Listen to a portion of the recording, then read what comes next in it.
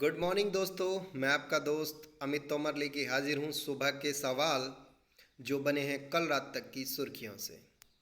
आज तारीख है 29 जुलाई 2020। दैनिक समसामयिक की सभी प्रतियोगी परीक्षाओं के लिए, फिर चाहे आप एसएससी, रेलवे, बैंकिंग, पुलिस, किसी भी कंपटीशन एग्जाम की तैयारी कर रहे हो जिसमें करंट विद स्टैटिक जीके पूछा जाता है, तो आप सही जगह पर हो। आज का सेशन स्टार्ट करने से पहले लेते हैं आज की मोटिवेशनल लाइन। और आज की मोटिवेशनल लाइन क्या है, देखते हैं। सफलता कभी अंतिम नहीं होती। जी हाँ, सफलता कभी अंतिम नहीं होती। विफलता कभी घातक नहीं होती। जो मायने रखता है वह है साहस। हाँ दोस्तों, सफलता आप कुछ भी हासिल करने, ऐसा तो नहीं होता कि वो आपकी आखिरी सफलता हो। और जो विफलता होती है वो कभी भी घातक नहीं होती, उनसे घबराना नहीं चाहिए। मायने रखता है आपका साहस, यानी आपको किसी भी हाल में साहस नहीं छोड़ना चाहिए। हर कीमत पर आपको साहस से काम लेना है। ठीक है दोस्तों, चलिए बढ़ते हैं आज के सेशन की तरफ। और आज का पहला सवाल क्या कहता है। आज का पहला सवाल है, किसने वर्ष 2020 का FWA footballer of the year पुरस्कार जीता है। दोस्तों एक बात मैं आपको बता दूं कि फुटबॉल से एक क्वेश्चन हर बार आता है, हर एग्ज़ाम में फुटबॉल से एक क्वेश्चन ज़रूर आता है। ठीक है, तो इसके ऑप्शन आपके पास इस तरह से हैं। पहला ऑप्शन है आपका Lionel Massey, वेरान Mauritius, Lewis Hamilton, Jordan Henderson. दोस्तों इस सवाल का राइट आंसर होगा आपका option number D, Jordan Henderson. आइए और कुछ विस्तार से जानते हैं इनके बारे में। दोस्तों जॉर्डन हेंडरसन इंग्लैंड के फुटबॉलर हैं। और इंग्लैंड के फुटबॉलर को फुटबॉल राइटर्स एसोसिएशन का वार्षिक फुटबॉलर ऑफ द ईयर पुरस्कार जीता है इन्होंने। और इन्होंने, ये जो जीतने वाली टीम थी ये उसके कप्तान थे। और ये 30 वर्षीय खिलाड़ी हैं।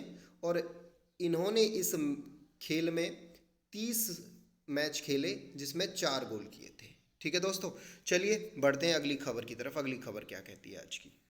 दोस्तों आज का अगला सवाल है, भारतीय रेलवे में पहली विद्युतीकृत डबल स्टैक कंटेनर सुरंग का निर्माण किस राज्य में किया गया है। तो ऑप्शन है आपके, option A Haryana, B Bihar, सी गुजरात या डी पश्चिमी बंगाल। दोस्तों आपका राइट आंसर होगा हरियाणा। हरियाणा में हाल ही में, ये भारत की नहीं विश्व की पहली है, वर्ल्ड की पहली विद्युत का डबल स्टैक कंटेनर सुरंग का निर्माण किया गया है। क्या है पूरी जानकारी, आइए समझते हैं। दोस्तों विस्तार से जानकारी ये है कि भारतीय रेलवे ने हरियाणा में दुनिया की पहली विद्युतीकृत डबल स्टैक कंटेनर सुरंग का निर्माण किया है।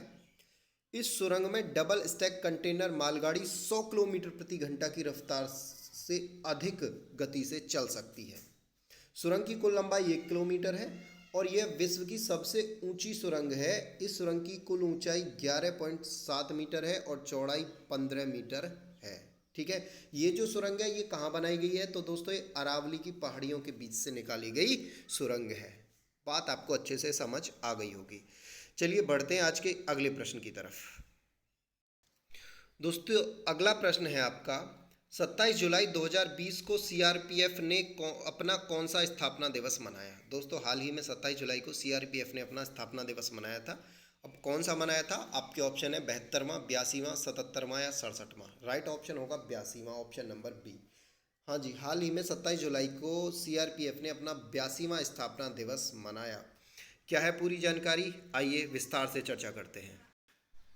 दोस्तों सीआरपीएफ यानी केंद्रीय रिजर्व पुलिस बल ने 27 जुलाई को अपना 82वां स्थापना दिवस मनाया।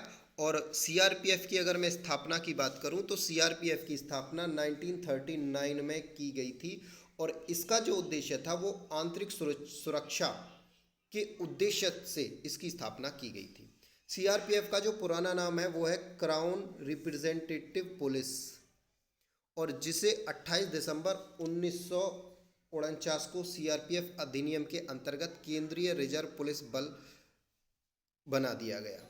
सीआरपीएफ की पहली बटालियन का गठन 27 जुलाई 1939 को मध्य प्रदेश के नीमच शहर में किया गया था। ठीक है, अगर दोस्तों आपसे पूछा जाए किस शहर में किया गया था, तो नीमच शहर में किया गया था। ठीक है, चलिए बढ़ते हैं आज के अगले प्रश्न की तरफ। दोस्तों अगला सवाल आपको चौंकाने वाला सवाल है। देखिए सवाल क्या है, भारत ने उत्तर कोरिया के साथ कितने मिलियन डॉलर की चिकित्सा सहायता प्रदान करने के लिए समझौता किया है। उत्तर कोरिया के साथ दोस्तों, ऐसे देश के साथ जो किसी के साथ ज़्यादा ना व्यापार करता है ना संबंध रखता है।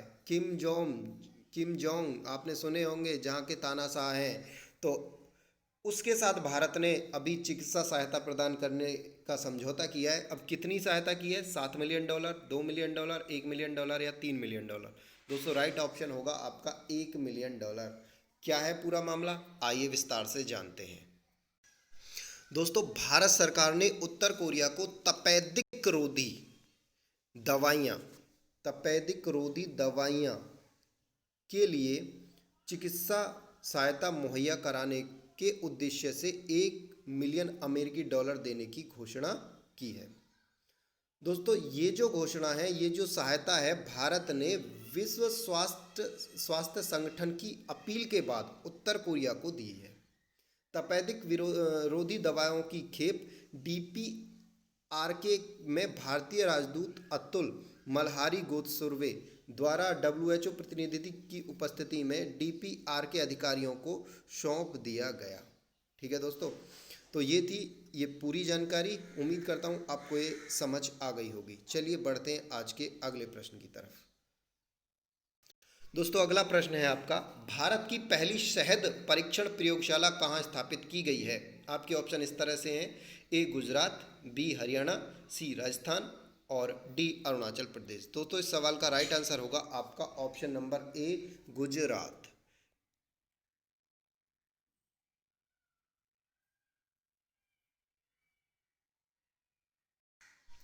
दोस्तों केंद्रीय कृषि एवं किसान कल्याण मंत्री नरेंद्र सिंह तोमर ने गुजरात राज्य के आणंद जिले में देश की पहली शहद परीक्षण प्रयोगशाला स्थापित की। ऐसे परीक्षण केंद्र को स्थापित करने का जो मुख्य उद्देश्य है वो मधुमक्खी पालनकर्ता जो किसान हैं उनकी आमदनी को नए अवसर मुहैया कराना। कहने का मतलब उनकी आमदनी को बढ़ाना है एक तरह से। और आत्मनिर्भर भारत अभियान के अंतर्गत ये प्रयोगशाला बनाई गई है। और भारत सरकार के 500 करोड़ रुपए के फंड का भी जिक्र इस जो वीडियो कॉन्फ्रेंसिंग हुई इसमें किया गया है। यानी जो भारत सरकार है इसके लिए 500 करोड़ का फंड देगी। ठीक है दोस्तों, ये थी ये पूरी खबर। चलिए बढ़ते हैं आज के अगले प्रश्न की तरफ। अगला सवाल है दोस्तों, किस देश के पूर्व राष्ट्रपति बेंजामिन उमकापा का निधन हुआ है। Option A Malaysia, option B Japan, option C Tanzania या ऑप्शन D वियतनाम। दोस्तों आपका राइट आंसर होगा ऑप्शन नंबर C तंजानिया। हाँ जी, तंजानिया के पूर्व राष्ट्रपति का निधन हुआ है। क्या है पूरी खबर, आइए समझते हैं विस्तार से। दोस्तों तंजानिया के पूर्व राष्ट्रपति बेंजामिन उमकापा का बीमारी के कारण निधन हुआ। वर्ष 1995 में वह पहली बार बहुपक्षीय चुनाव जीते। ये 1995 में पहली बार चुनाव जीते और 2000 में दूसरी बार 5 साल के लिए फिर से इन्हें राष्ट्रपति बनाया गया।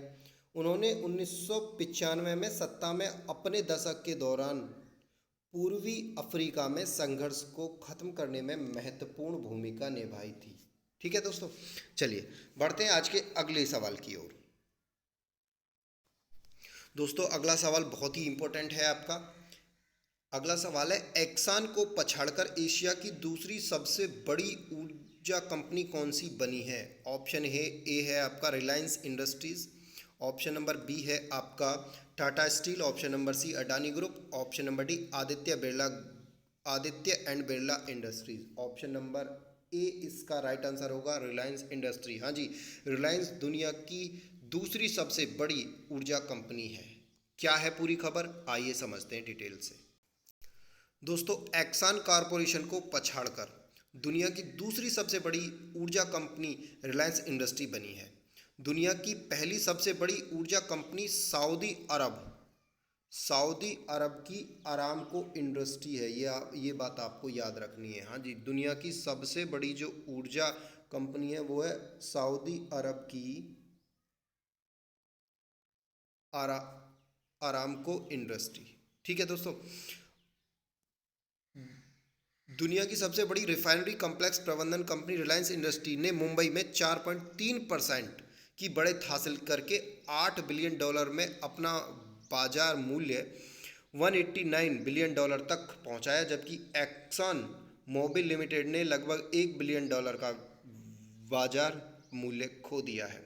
आरामको इंडस्ट्री 1.76 ट्रिलियन, देखिए कितना अंतर है, 1.76 ट्रिलियन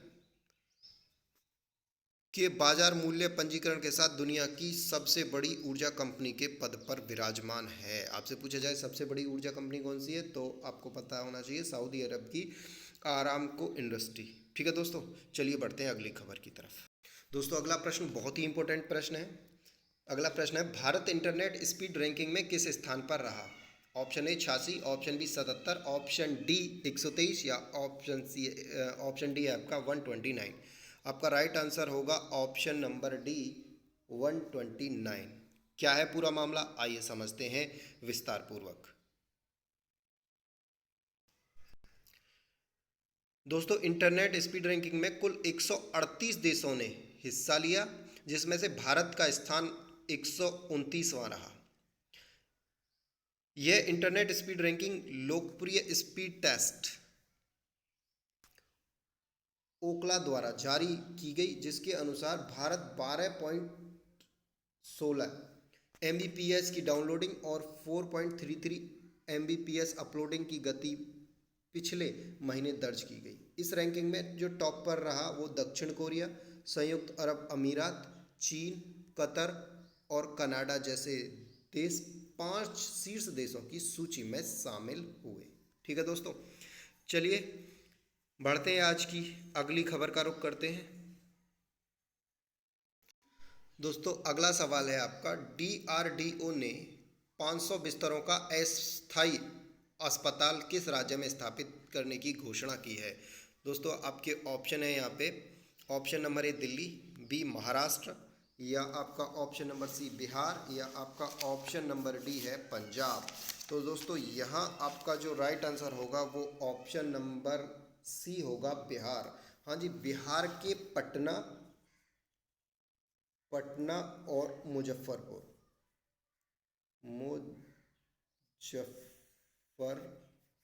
बिहार के पटना और मुजफ्फरपुर में DRDO ने 500 बिस्तरों का अस्थायी अस्पताल बनाने की घोषणा की है कोरोना महामारी के चलते। अस्थायी अस्पताल मतलब जिसे कभी भी बंद किया जा सके, उठा के ले जाया जा सके और कभी भी उसे ओपन किया जा सके। ठीक है दोस्तों, चलिए रुक करते हैं आज की अगली खबर का। और आज का क्वेश्चन नंबर 10 और आज का अंतिम सवाल क्या कहता है? आज का अंतिम सवाल कहता है दोस्तों, भारत ने किस देश के साथ मुक्त व्यापार करार FTA के लिए बातचीत शुरू की है? ब्रिटेन, अमेरिका, रूस और इजराइल। दोस्तों राइट आंसर होगा ब्रिटेन। हाँ जी, ब्रिटेन के साथ भारत मुक्त व्यापार करार, यानी मुक्त व्यापार करार से मतलब क्या होता है थोड़ा सा मैं आपको समझाना चाहूँगा। मतलब जो ब्रिटेन जो चीज़ें भारत में बेचेगा उनका ब्रिटेन को कोई टैक्स नहीं देना होगा। इधर से इंडिया जो चीज़ ब्रिटेन में बेचेगा उसका भारत को कोई टैक्स ब्रिटेन के अंदर नहीं देना होगा। एक तरह से जिसे हम गार्ड ड्यूटी कहते हैं, वो टैक्स हमें नहीं देना होगा, ना ही हमें ब्रिटेन से लेना होगा। बात आप समझ गए होंगे अच्छे से। ठीक है दोस्तों, ये थे आज के कुछ सवाल और अब बढ़ते हैं आज की इम्पोर्टेंट बुक्स की तरफ। और आज की इम्पोर्टेंट बुक्स में पहली बुक जो है वो लिखी है, उसका नाम है विस्पर ऑफ टाइम, जो लिखी गई है कृष्णा सक्सेना के द्वारा।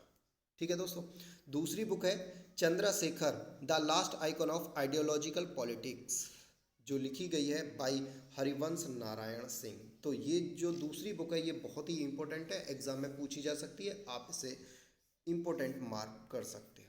ठीक है दोस्तों, तो दोस्तों ये थे आज के कुछ सवाल, आपके लिए कुछ नया जो दुनिया में चल रहा है मैं आपके लिए डेली ऐसे ही लेके आता रहूँगा। आप बस अपना प्यार ऐसे ही बनाए रखिए। चलिए मिलते हैं कल की क्लास में, तब तक के लिए घर पे रहिए, सुरक्षित रहिए।